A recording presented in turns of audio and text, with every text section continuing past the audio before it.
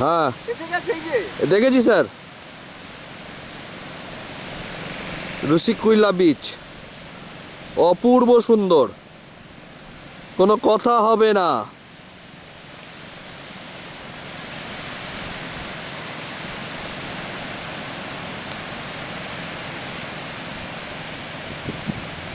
Sir দৌড়েছেন crab হোলের দর্শনে, olive রিডলেও এসছে।